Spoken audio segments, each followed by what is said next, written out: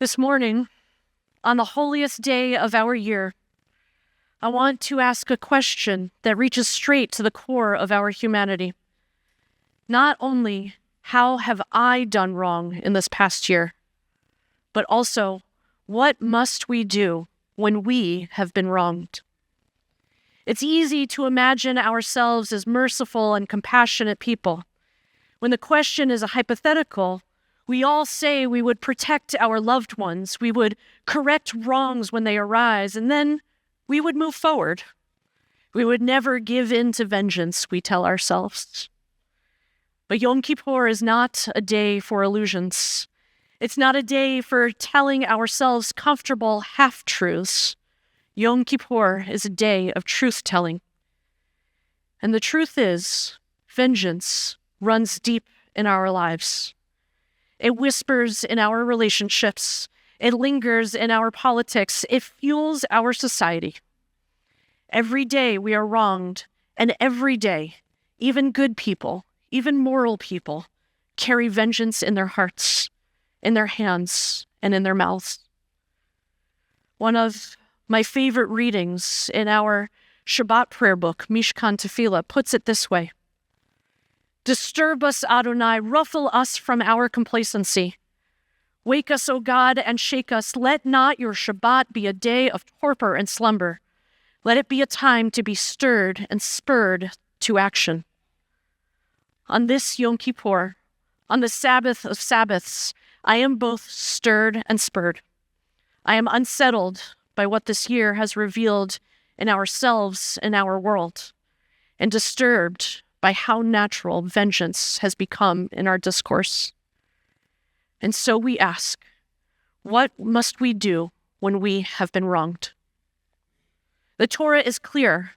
For on Yom Kippur afternoon, we read the holiness code of Leviticus 19, commanding us, "Lo tikon v'lo titor," do not take vengeance and do not bear a grudge. And our tradition doubles down on this radical demand. When the Israelites cross the Sea of Reeds and the Egyptians are drowning in the waves, the Midrash tells us that the angels begin to sing in celebration. But God silences them. "Ma'aseh yadai tovin b'yam v'atem omrim shirah?"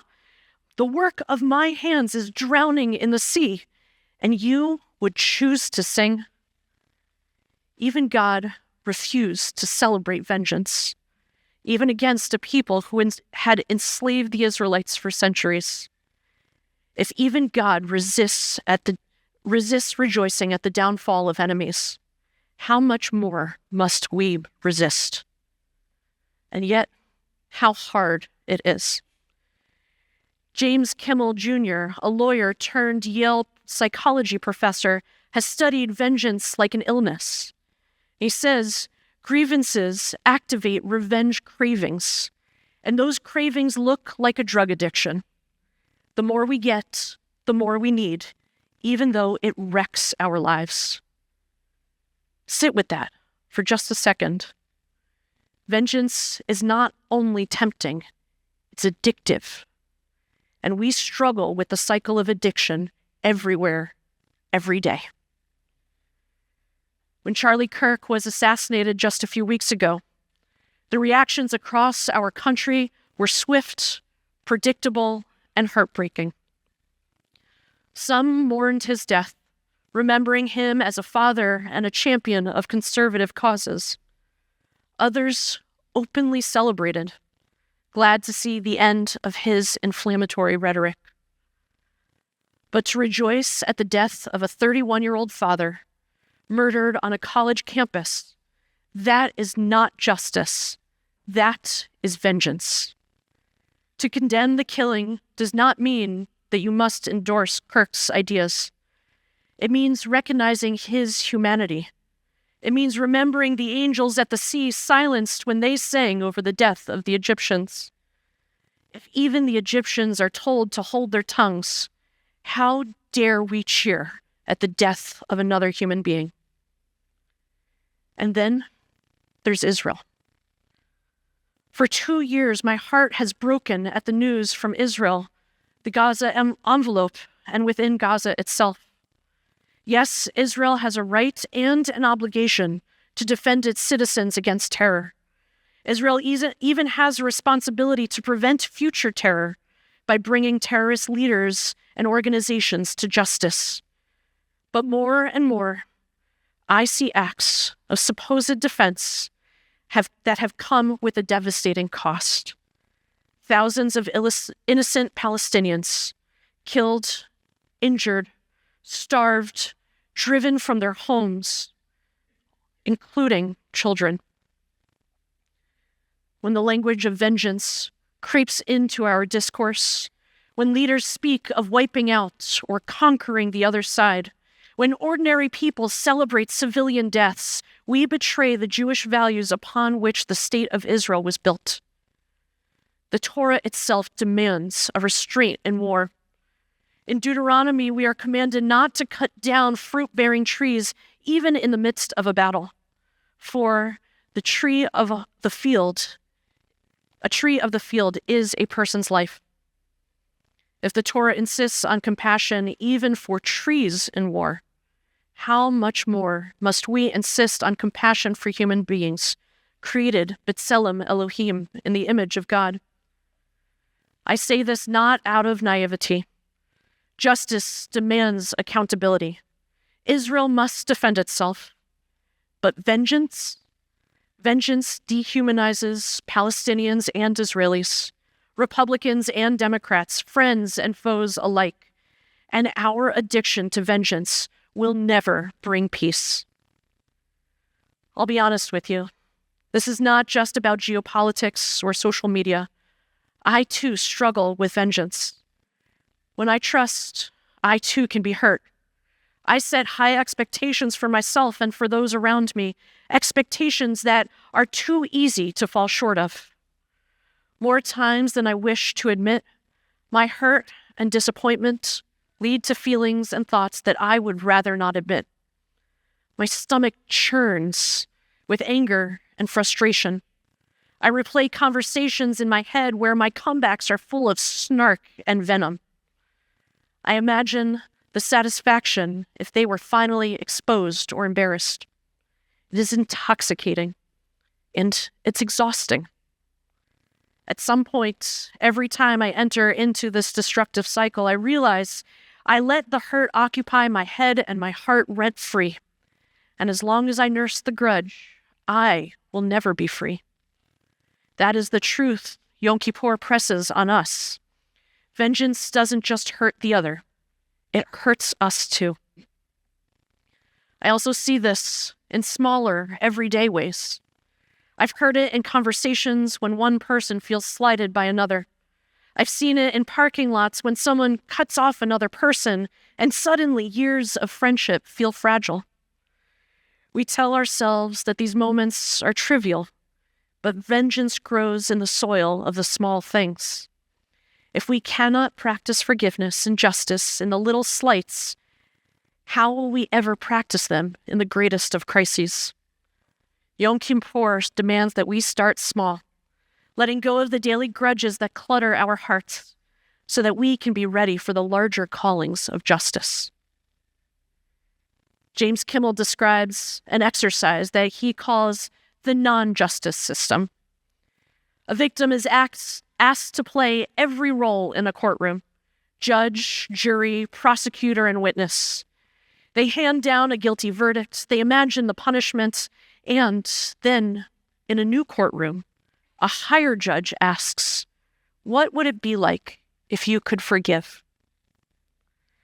Most people don't want to forgive, but when they imagine it even for a second, their pain begins to subside. Neuroscience and brain scans show us that forgiveness starts to shut down the revenge center in our brains and awaken the parts that are capable of healing. Today, we stand before the ark, imagining ourselves in that higher courtroom. Before God, we admit our sins, we confess our grudges, and we name our wounds. And then we are asked, what would it be like to forgive? One of my favorite episodes of The West Wing. In it, Toby Ziegler, the White House communications director and speechwriter, asks his rabbi about the death penalty. And the rabbi tells him, society has a right to protect itself, but it does not have a right to be vengeful. He sends Toby back to the Oval Office with one simple message: vengeance isn't Jewish. But Aaron Sorkin, in all of his wisdom and script writing skill, stops there. Vengeance isn't Jewish is a key lesson, but it's not enough. What the rabbi should have said is vengeance isn't Jewish, but justice is. That's why on this day we chant again and again the 13 attributes of God. Adonai, Adonai, El Rachum V'Chanun, God compassionate and gracious, patient, loving, and forgiving. If God were vengeful, none of us would survive this day. But God chooses mercy. God chooses patience. God chooses justice. Make no mistake, justice is not weakness. Justice means protecting the vulnerable. It means going beyond what is fair to do what is equitable. But justice also refuses to flatten people into pure villains. Kurt Gray, in his book Outraged, calls this moral typecasting. Once someone has hurt us, we reduce them to nothing but evil. But people, we know, are more complicated than that. If we only see villains, we will only seek vengeance. But if we see fellow human beings, broken, flawed, scared, imperfect, yet still God's creations, then we can pursue justice. Dr. Donna Marks, psychotherapist and addictions counselor, puts it this way: revenge is intended to hurt because it comes from fear and cowardice. Justice is intended to right wrongs. Justice comes from love. Justice takes courage. Rabbi Jonathan Sachs, in reflecting on the Jewish responses to the Holocaust, taught that revenge is forbidden precisely because it traps us in an endless cycle. Entire communities can be destroyed when vengeance is allowed to spiral unchecked. But justice, he said, is different. Justice says it's no longer me against you. It's both of us, equally, under the impartial verdict of the law. Justice elevates us from an I-thou relationship to an even higher plane, where we all stand equally under judgment.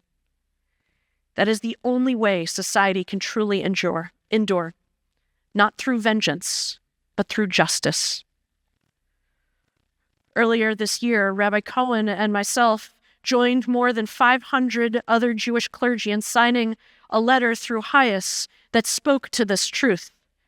It said, law should be a tool of justice, not a cudgel of cruelty. When governments deploy law and bureaucracy to cause harm under the pretext of order, we must speak out for our neighbors, for ourselves, for the moral health of our society. At Temple Jeremiah, we try to live this out. Some of you were here when we came together to learn from Illinois Attorney General Kwame Raoul on how our justice system is being manipulated to cast even immigrants as pure villains. Our nation's broken system has called us to collect supplies, to write letters, even to show up at courthouses and rallies to be a visible reminder that these families are never alone. That was not vengeance. That was justice. That was us saying, law must serve humanity, not crush it. And it is the same spirit that must carry us beyond these walls today. The Torah commands, tzedek, tzedek, tirdof, justice, justice shall you pursue. Notice it doesn't say, wait for justice to arrive, or wait for someone else to pursue it. It speaks directly to each and every one of us. Pursue it, chase after it, run toward it with all of your strength. Justice means showing up at school board meetings when policies harm students, teachers, administrators, and staff. Justice means telling your representative that you can count on them when laws are twisted to punish rather than to protect. Justice means volunteering, organizing, and doing acts of tikkun olam. Justice means seeing the best of humanity, even in those with whom we disagree. Justice means believing that tomorrow can be better than today, and acting as though it depends on us. Let's put it plainly. When vengeance is obsessed with the past, justice focuses on creating a better future. Vengeance asks, how do I make them pay? Justice asks, how do we keep more people from being hurt tomorrow? Vengeance enslaves us in yesterday's pain. Justice redeems us to make a better tomorrow. Vengeance destroys, and justice builds. Vengeance flattens peoples into villains, and justice insists on complexity. Vengeance makes us bystanders. Justice calls us to be upstanders. Vengeance shrinks our souls, and justice expands them. Vengeance is about me. Justice is about us. Vengeance ends in ashes, and justice plants seeds. On this Yom Kippur morning, let us hear God's voice silencing the angels, telling and letting us feel God's mercy that keeps us alive. And let us remember that vengeance isn't Jewish. Justice is. We here at Temple Jeremiah know this to be true. Our mission has always been to create a community of meaningful connection that is not passive, but active, not timid, but courageous, not distant, but within all of our reach. When we stand together for children, for the vulnerable, for peace, for dignity, we are living out the Torah's call, tzedek, tzedek, tirdof, justice, justice, each of you will pursue. May we leave this day breaking our addiction to vengeance and investing and being devoted to justice, not chained by the past, but freed for the future, not hardened by hate, but softened for love. And may all of us at Temple Jeremiah continue to be a beacon of that love, a community where justice is not an abstract dream, but a lived reality. Tzedek, tzedek, tirdof. Justice, justice, we shall pursue together. Amen.